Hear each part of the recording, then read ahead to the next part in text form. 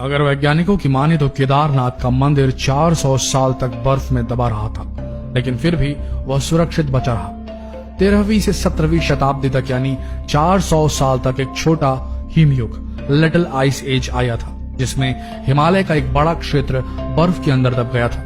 वैज्ञानिकों के मुताबिक केदारनाथ मंदिर 400 साल तक बर्फ में दबा रहा, फिर भी इस मंदिर को कुछ नहीं हुआ।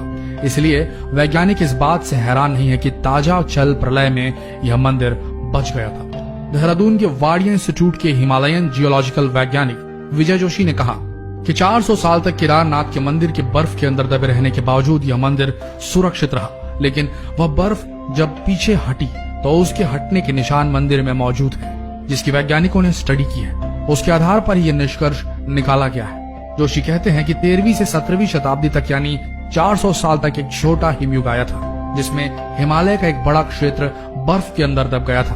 मंदिर ग्लेशियर के अंदर नहीं था, बल्कि बर्फ के ही नीचे दबा था। वैज्ञानिकों के अनुसार मंदिर की दीवार और पत्थरों पर आज भी इसके निशान हैं। ये निशान ग्लेशियर की रगड़ से बने हैं। ग्लेशियर हर वक्त खिसकते रहते हैं। वे न सिर्फ खिसकते हैं, बल्कि उनके साथ उनका वजन भी होता है और उनके साथ कई चट्टानें भी, जिसके कारण उनके मार्ग में आई हर वस्तुएं रगड़ खाती हुई चलती।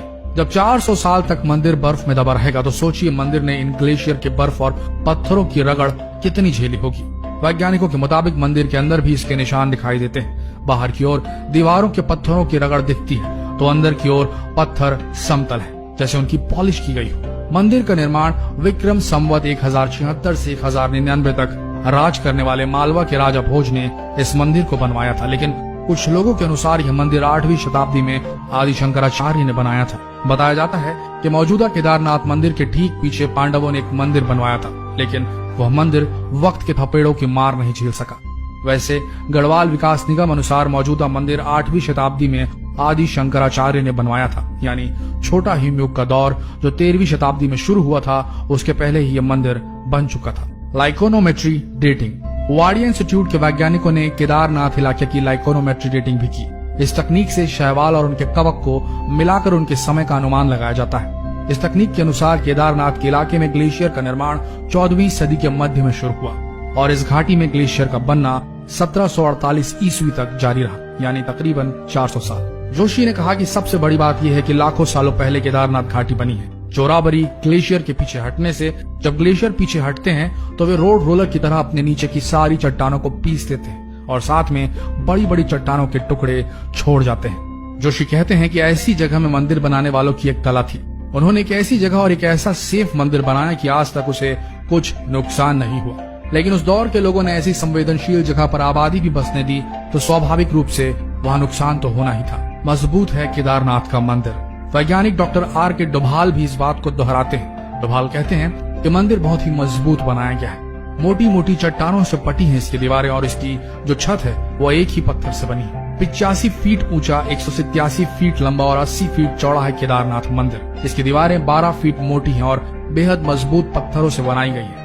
मंदिर को 6 फीट ऊंचे चबूतरे पर खड़ा किया गया है। यह हैरत अंगेज है कि इतने भारी पत्थरों को इतनी ऊंचाई पर लाकर तराश कर कैसे मंदिर की शक्ल दी गई होगी। जानकारों का मानना है कि पत्थरों को एक दूसरे में जोड़ने के लिए इंटरलॉकिंग तकनीक का इस्तेमाल किया गया होगा। यह मजबूती और तकनीक ही मंदिर को नदी के बीचों बीच खड़े रखने में कामयाब हुई। केदारनाथ धाम और मंदिर 3 तरफ पहाड़ों से घिरा है। एक तरफ है करीब 22,000 फुट ऊंचा केदारनाथ, तो दूसरी तरफ है 21,600 फीट ऊंचा खर्च कुंड और तीसरी तरफ है 22,700 फुट ऊंचा भरत कुंड। न सिर्फ 3 पहाड़ बल्कि 5 नदियों का संगम भी है यहाँ। मंदाकिनी, मधुगंगा, क्षीरगंगा, सरस्वती और स्वर्ण गौरी। इन नदियों में से कुछ को काल्पनिक माना जाता है। इस इलाके में मंदाकिनी ही स्पष्ट तौर पर दिखाई देती है। यहाँ सर्दियों में भारी बर्फ और बारिश में जबरदस्त पानी आता है। भविष्य की आशंका क्या है? दरअसल केदारनाथ का यह इलाका चोराबरी ग्लेशियर का ही हिस्सा है। वैज्ञानिकों का कहना है कि ग्लेशियरों के लगातार पिघलते रहने और चट्टानों के खिसकते रहने से आगे भी इस तरह का जल प्रलय या अन्य प्राकृतिक आपदाएं जारी रहेंगी। पुराणों की भविष्यवाणी अनुसार इस समूचे इलाके के तीर्थ लुप्त हो जाएंगे। माना जाता है कि जिस दिन नर और नारायण पर्वत आपस में मिल जाएंगे, बद्रीनाथ का मार्ग पूरी तरह बंद हो जाएगा।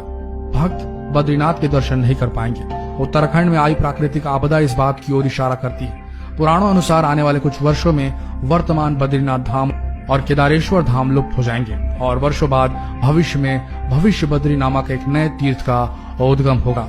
आशा करते हैं ये वीडियो आप सबको ज्ञानप्रद लगा होगा। ऐसे वीडियोस के लिए लाइक करना ना भूलें हमारा पेज।